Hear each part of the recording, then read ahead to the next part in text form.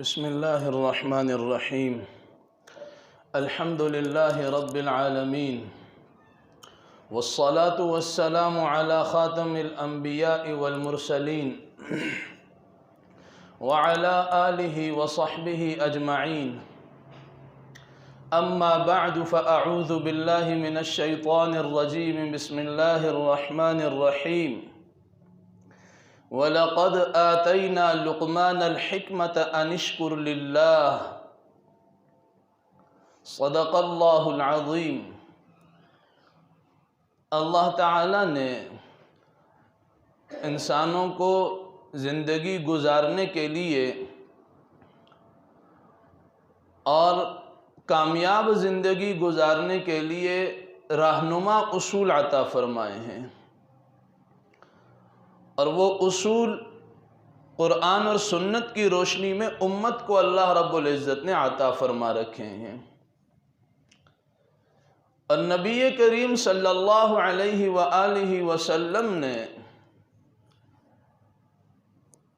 ان قوانین و اصول پر عمل کر کے دکھلایا بھی ہے.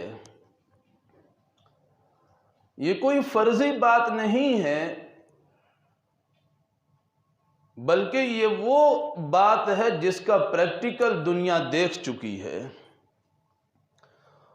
اسی لیے اللہ تعالیٰ نے قرآن مجید میں حضور صلی اللہ علیہ وسلم کی زندگی کو امت کے لیے بہترین نمونہ قرار دیا ہے، اور پھر اسی سیرت کی روشنی میں گزشتہ کئی مجالس سے سیرت کی روشنی میں تربیت کا پہلو چل رہا ہے. آغاز ہم نے کیا بچے کی ولادت سے، پھر بچے کے عقیقے سے، بچے کا نام رکھنا، اور پھر بچہ جب بولنے لگے تو اس کو بول کیا سکھانا. آج کی نشست کا موضوع ہے اپنے بچوں کی ایمان کی حفاظت کرنا، اپنے بچوں کے ایمان کی حفاظت کرنا. اور بچوں کے ایمان کی حفاظت قرآن اور سنت کی روشنی میں ہی ہو سکتی ہے. حضور صلی اللہ علیہ وسلم کا رویہ بچوں کے ساتھ کیسا تھا، اور پھر ماؤں کو کیا احکامات دیے کہ بچوں کی تربیت کیسے کریں. قرآن مجید میں ایک سورت 21ویں سپارے میں ہے، اور اس سورت کا نام سورہ لقمان ہے. اس سورت کے دوسرے رکوع کی پہلی آیت ہے. اللہ تعالیٰ ارشاد فرماتے ہیں وَلَقَدْ آتَيْنَا لُقْمَانَ الْحِكْمَةَ أَنِ اشْكُرْ لِلَّهِ. ہم نے حضرت لقمان کو دانائی عطا کی، حکمت عطا کی، عقل مندی عطا کی. کیوں؟ أَنِ اشْكُرْ لِلَّهِ، تاکہ وہ اللہ تعالیٰ کا شکر ادا کرتے رہیں، اللہ تعالیٰ کا شکر ادا کرتے رہیں. اللہ تعالیٰ جو نعمت عطا فرما دیں، بندہ مومن سے تقاضا یہ ہے رب کی اس نعمت پر رب کا شکر ادا کیا جائے. چاہے وہ مال و دولت کی نعمت ہے، وہ ایمان کی نعمت ہے، وہ عقل مندی کی نعمت ہے، وہ اسباب ظاہری کی صورت میں ہے، یا وہ اخلاق کی صورت میں ہے. جیسی بھی نعمت اللہ عطا فرما دیں تو شکر ادا کرنا یہ بندے کا کام ہے. وَمَنْ يَشْكُرْ فَإِنَّمَا يَشْكُرُ لِنَفْسِهِ. اور جو اللہ کا شکر ادا کرے گا تو کیا اس سے اللہ کی بادشاہت میں کوئی اضافہ ہوگا؟ اللہ کا شکر ادا کرنے سے کیا اللہ کی بڑائی میں کوئی اضافہ ہوگا؟ اگر شکر ادا نہیں کریں گے تو کیا اللہ کی بادشاہت میں کوئی کمی آ جائے گی؟ نہیں. اللہ ارشاد فرماتے ہیں وَمَن يَشْكُرْ فَإِنَّمَا يَشْكُرُ لِنَفْسِهِ، اور جو کوئی بھی اللہ کا شکر ادا کرے گا وہ شکر اپنی ذات کے لیے ادا کرے گا، وہ شکر کی ادائیگی بندے کے اپنی ذات کے اعتبار سے ہے۔ اب اس آیت کی تفسیر کے لیے ہم جائیں گے سورہ ابراہیم کے پہلے رکوع کی آیت کی طرف، جس میں اللہ رب العزت ارشاد فرماتے ہیں لَإِن شَكَرْتُمْ لَأَزِيدَنَّكُمْ، اے میرے بندو اگر تم میرا شکر ادا کرو گے تو میں اپنی نعمتوں میں تمہارے لیے اضافہ کروں گا۔ تو شکر بندہ رب کا اپنے لیے کرتا ہے، رب کے لیے نہیں۔ رب کا شکر ادا کرنے سے بندے کے لیے رب کی نعمتوں میں اضافہ ہوتا ہے، اور ناشکری کا نقصان رب کی بادشاہت کو کچھ نہیں ہوتا، بندے کے لیے رب کی نعمتوں میں کمی کا سبب بن جاتا ہے۔ بہرحال اس کے بعد جو اصل موضوع کی آیت ہے وَإِذْ قَالَ لُقْمَانُ لِابْنِهِ وَهُوَ يَعِظُهُ يَا بُنَيَّ لَا تُشْرِكْ بِاللَّهِ، حضرت لقمان جب اپنے بچے کو نصیحت کرنے لگے، حضرت لقمان نے کہا وَإِذْ قَالَ لُقْمَانُ، اور جب کہا لقمان نے لِابْنِهِ، اپنے صاحبزادے سے، اپنے بیٹے سے، اپنے بچے سے، وَهُوَ يَعِظُهُ، اس حال میں کہ وہ اپنے بیٹے کو نصیحت فرما رہے تھے۔ قربان جاؤں رب کے ایک ایک کلام کے اندر، ایک ایک لفظ کے اندر رب نے امت کے لیے خیرخواہی رکھی ہے۔ پتہ چلا بچے کو تعلیم دینی ہے نصیحت کے انداز میں، وَهُوَ يَعِظُهُ، حضرت لقمان اپنے بیٹے سے گفتگو کر رہے ناصحانہ انداز میں، پیار کے انداز میں، پیار کے انداز میں، وَهُوَ يَعِظُهُ، کیا نصیحت فرما رہے ہیں؟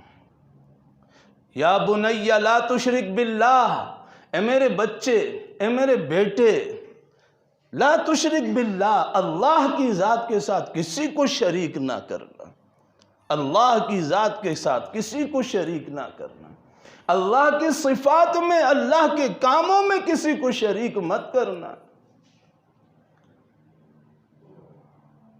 گویا اللہ رب العزت نے تعلیم دے دی امت کو کہ جب اللہ اولاد کی نعمت عطا فرمائے اور جب وہ بچہ بولنے لگے تو سب سے پہلے بچے کا تعارف اس کے پیدا کرنے والے کے ساتھ ہونا چاہیے، اس کے خالق سے اس کا تعارف ہونا چاہیے۔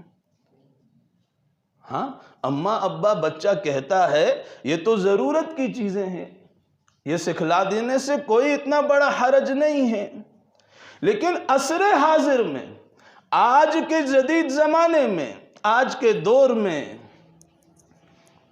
بچہ جب بمشکل بولنے لگ جاتا ہے، اس کی زبان ابھی مکمل سے بول نہیں پا رہی، اس کا ساتھ نہیں دے رہی ہوتی، لیکن ماں اس بچے کو کیا سکھاتی ہے؟ یہ ہر گھر کا معاملہ ہے، یہ میرے گھر کا معاملہ ہے، یہ ہر فرد کے گھر کا معاملہ ہے۔ مجھے بخوبی علم ہے کہ میرا بچہ جب بولنے لگتا ہے میری گھر والی اسے کیا سکھاتی ہے۔ دنیا کی چیزوں کے نام، مخلوق کا تعارف، مخلوق کا تعارف، اعضاء کا تعارف، جبکہ قرآن میں اللہ کی تعلیم یہ ہے، امت کو درس یہ دے رہے ہیں، سکھانا کیا ہے؟ یا بنی لا تشرک باللہ، اے میرے بچے اللہ کی ذات کے اور اللہ کی صفات میں کسی کو شریک نہ کرنا۔ ہاں یہ تعلیم دی گئی، اور نبی کریم صلی اللہ علیہ وسلم نے گزشتہ جمعے سے پیوستہ جمعہ، اس سے بھی گزشتہ جمعے کی نشست میں نے عرض کیا تھا، حضور صلی اللہ علیہ وسلم نے ارشاد فرمایا جب تمہارا بچہ بولنے لگے تو اس کی زبان پر سب سے پہلے لا الہ الا اللہ کا آغاز ہو، لا الہ الا اللہ کا آغاز ہو۔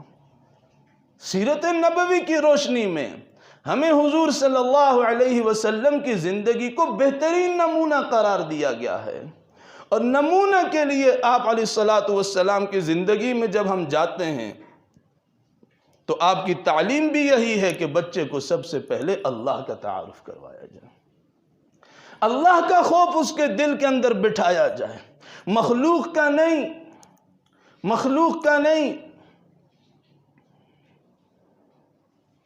آج کل مائیں بچہ اگر بات نہ سن رہا ہو تو کس سے ڈراتی ہیں؟ اللہ سے یا اللہ کی مخلوق سے؟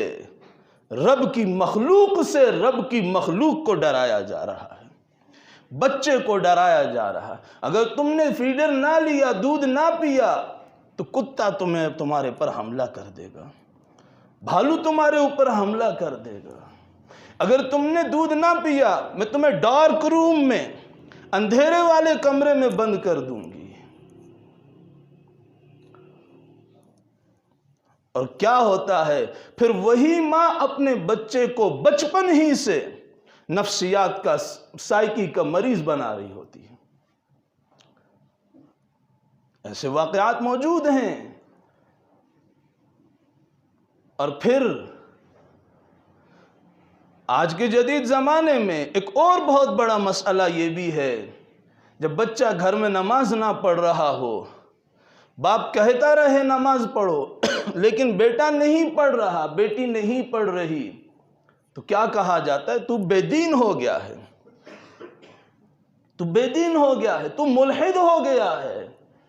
یہ انتہائی خطرناک جملے ہیں، بچوں کے سامنے ایسی باتیں جس کی وجہ سے بچے کی طبیعت دین سے دوری کی طرف چلی جا رہی ہو، یہ ہلاکت کا سبب ہوا کرتا ہے۔ بھرپور کوشش کریں کہ اپنے بچوں کے سامنے ایسے جملوں کا استعمال نہ ہو جو آج کی فضا میں جملے عام ہو چکے ہیں، آج کی فضا میں عام ہو چکے ہیں۔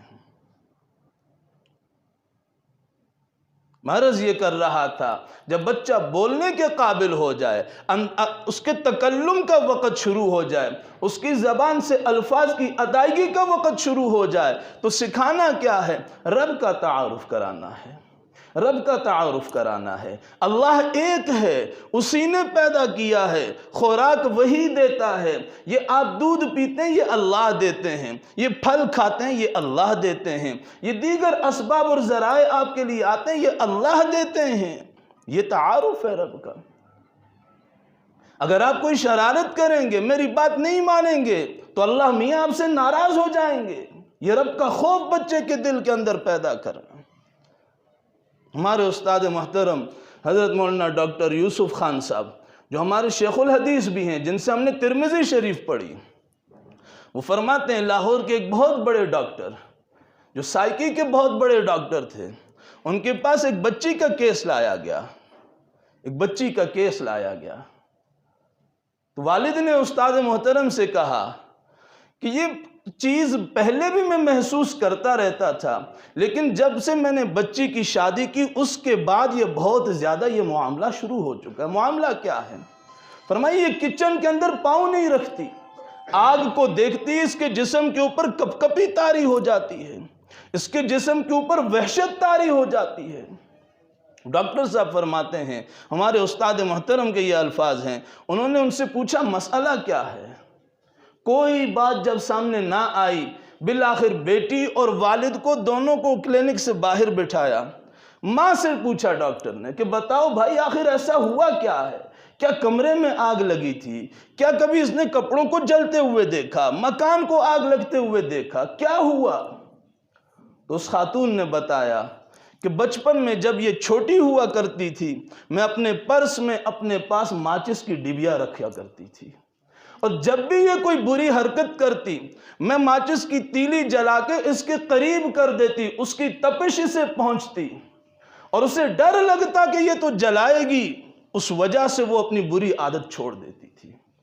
ڈاکٹر صاحب نے کہا تب تو اس کے لیے وہ اس کی بری عادتوں کو چھوڑنے کا ذریعہ بنا، لیکن آج وہ اس کے لیے اس کے ڈر کا سبب بن گیا۔ کیا بنا رہے ہیں بچوں کو؟ ڈارک روم میں پھینک دوں گی، اندھیرے والے کمرے میں تمہیں بند کر دوں گا اگر تم نے کھانا نہ کھایا۔ کیوں بچوں کو اس کی بچپنے سے ہی نفسیات کا مریض بنایا جا رہا ہے؟ کیوں کتوں اور بلوں سے بچوں کو ڈرایا جا رہا ہے؟ کیا نبی کی تعلیم یہ ہے؟ کیا نبی نے یہ سکھایا ہے؟ کیا حسنین کریمین کی نبی نے یہ تربیت فرمائی تھی؟ نہیں میرے پیارے بھائی، دوستوں اور بزرگوں، سیرت کی روشنی میں اپنی اولادوں کی تربیت کریں، بولنے لگیں رب کا تعارف کریں، کتا بلہ میرے رب کی مخلوق ہے۔ اور انتہائی افسوس کے ساتھ ایک بات کہنی پڑتی ہے، کبھی کبھار بچے ماں باپ کی جب سنتے نہیں تو ماں باپ کیا کہتے ہیں؟ قاری صاحب کو شکایت لگائیں گے۔ افسوس کہ اس معاشرے نے بچے کے لیے قاری صاحب کو بھی ایک ڈراؤنی چیز بنا کے رکھ دیا ہے، ایک وحشیانہ چیز بنا کے رکھ دیا ہے۔ وہ اس کے ڈر سے پھر ماں باپ کی سن لیتا ہے۔ تم اپنے بچے کے دل میں رب کا ڈر کیوں نہیں بٹھاتے؟ وہ قاری صاحب بھی تو انسان ہے، اس کا ڈر بیٹے کے دل میں کیوں؟ یا بنی لا تشرک باللہ ان الشرک لظلم عظیم، اے میرے بچے رب کے ساتھ کسی کو شریک نہ کرنا۔ بیٹے کے دل میں، بیٹی کے دل میں رب کے ڈر کے علاوہ مخلوق کا ڈر پیدا کرنا، یہ خالق کی صفت قہار کے اندر شرک ہے۔ جس رب سے ڈرنا چاہیے اس کے ساتھ شرک کیا جا رہا ہے۔ کون کر رہا؟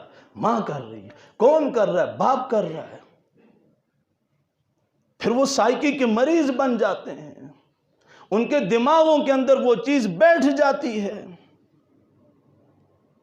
تو نبی کریم صلی اللہ علیہ وسلم نے امت کی جس نہج پہ تربیت فرمائی، آج بھی ضرورت ہے اسی نہج پہ امت کی تربیت کی جائے، اسی نہج پہ۔ ماں کہے نا جب بچہ دودھ نہ پیے، بیٹا تم نے دودھ نہ پیا، اللہ تمہیں پھر سے دودھ نہیں دیں گے۔ دیکھیں اس کے دل کے اندر رب کی امید اور رب کا خوف پیدا ہوتا کہ نہیں ہوتا؟ دودھ نہ پیا تو کتا کھا جائے گا، بلی کھا جائے گی، دودھ نہ پیا تو اندھیرے کمرے کے اندر ڈال دوں گی۔ کیوں ڈرا رہے ہو یار؟ کیا مسئلہ ہے؟ کیوں بچوں کو ابھی سے بزدل بنا رہے ہو؟ یہ تو پہلے سے امت بزدل ہو چکی ہے۔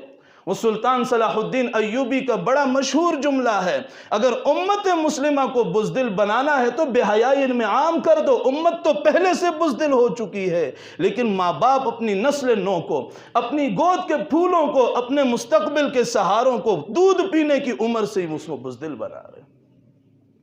ڈراؤ، اللہ سے ڈراؤ، ڈراؤ انہیں اللہ سے، پیغمبر کی اطاعت سکھلاؤ، ان کے حقوق ادا کرو، بتاؤ انہیں۔ یہ پہلا سٹیپ ہے۔ جب بچہ بولنے لگے تو تعارف اللہ کا کراؤ، مخلوق کا نہیں۔ ہاں جب وہ تھوڑا بڑا ہو جائے گا مخلوق کا تعارف اسے ہو جائے گا۔ جب وہ پڑھنے لکھنے کی عمر میں چلا جائے گا مخلوق کا تعارف اسے ہو جائے گا، وہ سیکھ لے گا۔ لیکن ساتھ وہ یہ بھی سیکھے گا جیسے میں اللہ کی ایک مخلوق ہوں، یہ کتا بلہ بھی ویسے ہی اللہ کی ایک مخلوق ہے۔ وہ ڈرے گا نہیں اس سے، وہ اندھیرے میں باہر نکلنے سے ڈرے گا نہیں۔ یا بنی لا تشرک باللہ، اے میرے بیٹے، اے میرے بچے، اللہ کی ذات کے ساتھ کسی کو شریک نہ کرنا۔ آج کی نشست کا یہی خلاصہ ہے۔